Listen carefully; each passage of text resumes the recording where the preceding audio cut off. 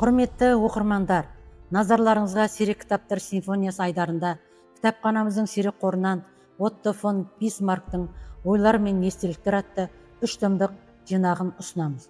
Бұл жинақты орыс тіліне Александр Иерусалимский аударып, 1940-41 жылдары басылып шықты.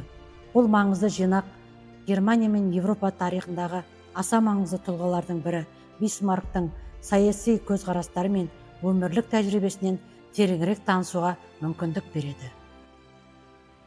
1940 жылы жарық көрген бірінші томда Бисмарктың діттеген мансабы мен Германияның бірігуіне дейінгі маңызды оқиғалары мен 1948 жылы революцияға қатысуы, Европадағы Қырым, Париж, Санкт-Петербург, Австрия мен Франциядағы дипломатиялық қызметі мен сапарлары туралы баяндалады. 1940 жылы жарық көрген екінші томда Бисмарк Германияны біріктіру процесінде белсенді рөл атқарған кезеңмен сипатталады.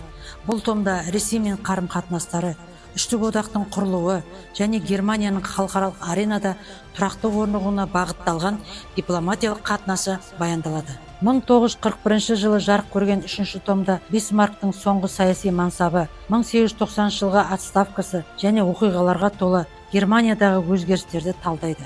Сондай-ақ тарихи маңызды халықаралық келісімдер туралы айтылады.